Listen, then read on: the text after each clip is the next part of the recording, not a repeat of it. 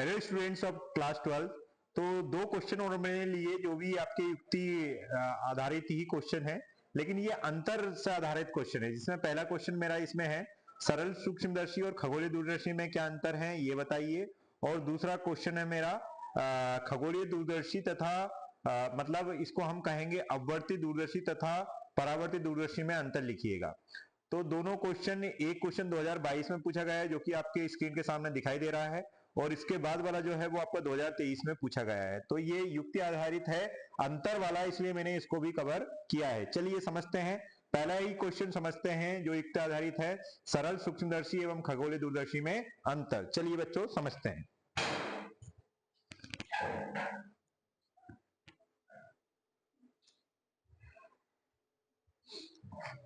देखिए, अगर मैं फिजिकल खगोलीय दूरदर्शी की बात करूं या टेलीस्कोप की बात करूं तो ये वाला मेरा खगोलीय दूरदर्शी का ही एक्चुअल अगर फिजिकल डायग्राम देखना चाहें तो ये है इसका।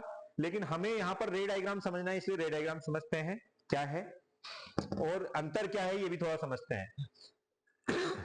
तो पहले हम लिख रहे हैं अंतर क्या, सरल सूक्ष्मदर्शी को हम सिंपल माइक्रोस्कोप कहते हैं बच्चों।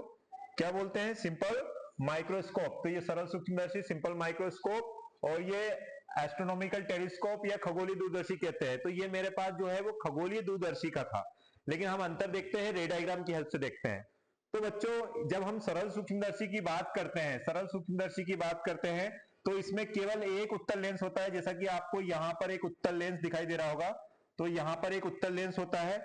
इसका जो आवर्धन क्षमता होती है, इसकी जो आवर्धन क्षमता होती है वो होती है 1 प्लस डी अपॉन एफई, जहां पर डी क्या है, at least distance of distinct vision, मतलब न्यूनतम दूरी, स्पष्ट दृष्टि की न्यूनतम दूरी है डी। और एफई क्या है? एफई यहाँ पर क्या है, नेत्रिका भी है, तो नेत्रिका की फोकस दूरी। एफई यहाँ पर क्या है, नेत्रिका की फोकस दूरी। और डी जो स्वस्थ आंख है उसके लिए कितना होता है, डी की वैल्यू 25 सेंटीमीटर होती है, जो कि आपको पता होगा। इसका उपयोग, जैसा कि आप देख रहे हैं, छोटी वस्तु है और छोटी वस्तु को ही रेक्ट करके सीधा करके देखने के लिए होता है, छोटी वस्तु को आवर्धित रूप में देखने के लिए होता है। अब हम आते हैं खगोलीय दूरदर्शी में। किसमें जाते हैं? खगोलीय दूरदर्शी में। तो इसमें दो उत्तल लेंसों का यूज होता है। पहला उत्तल लेंस आप ये यहाँ पर देख रहे हैं और दूसरा उत्तल लेंस आप यहाँ पर देख रहे हैं। तो दो उत्तल लेंसों का यूज होता है। इसकी आवर्धन क्षमता क्या होती है? Minus V O upon U O. ये जो है ये आपका ऑब्जेक्टिव लेंस जो होता है, जिसको हम ऑब्जेक्टिव कहते हैं या फिर वस्तु लेंस बोलते हैं, उसकी आवर्धन क्षमता है। और ये 1 plus F E upon D ये किसके लिए जाएगा? तो ये हो जाएगा अपने, किसके लिए हो जाएगा बेटा? ये हमारे लिए आईपीएस के लिए हो जाएगा। तो ये हो गया। छोटी वस्तु को आवर्धित रूप में देखने के लिए किसका यूज करते हैं? तो हम करते हैं छोटी वस्तु को आवर्धित रूप में देखने के लिए हम सरल सूक्ष्मदर्शी का करते हैं, और इसका यूज होता है आकाशीय पिंडों को देखने के लिए। तो आई होप ये बेसिक, वैसे तो चार अंतर है, चित्र के द्वारा भी एक आप बता सकते हैं और तीन अंतर लिखे हैं, बट अगर चार बोले या तीन बोले तो आपको ये अंतर अच्छे से पता होना चाहिए। ओके, अब नेक्स्ट पार्ट देखते हैं। ये 2022 में पूछा गया था। अब ये 2023 में जो क्वेश्चन पूछा गया है इस पर भी एक नजर मारते हैं। अपवर्ती एवं परावर्ती दूरदर्शी में, इसमें दोनों ही क्या है, दूरदर्शी है। इसमें थोड़ा नोट करने वाली बात है बच्चों, एक क्या है इसमें अगर मैं एक की बात करूं तो एक है सूक्ष्मदर्शी और एक है दूरदर्शी। लेकिन ये वाला जो 2023 में क्वेश्चन आया था, अपवर्ती और परावर्ती दूरदर्शी दोनों के दोनों ही क्या है, यहाँ पर दूरदर्शी है और उसमें अंतर लिखना है। तो इन दोनों में अंतर समझते हैं। अपवर्ती दूरदर्शी जिसको रिफ्रैक्टिंग टाइप टेलीस्कोप कहते हैं, और परावर्ती दूरदर्शी जिसको रिफ्लेक्टिंग टाइप टेलीस्कोप कहते हैं। पहले चित्र समझते हैं। जैसा कि चित्र हमने पहले भी समझा था, इसमें दो लेंस होते हैं। एक ये हो गया आपका ऑब्जेक्टिव लेंस, वस्तु लेंस, और ये एक हो गया नेत्रिका।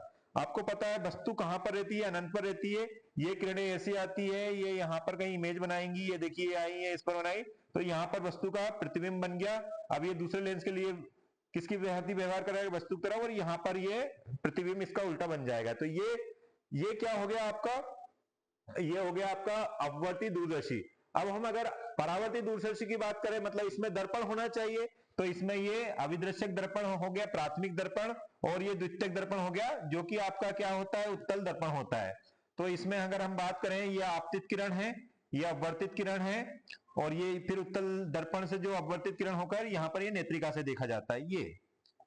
ये किसका रे डायग्राम है? तो ये अपवर्ती दूरदर्शी का है, ये परावर्ती दूरदर्शी का। अब छोटे छोटे अंतर समझ लेते हैं।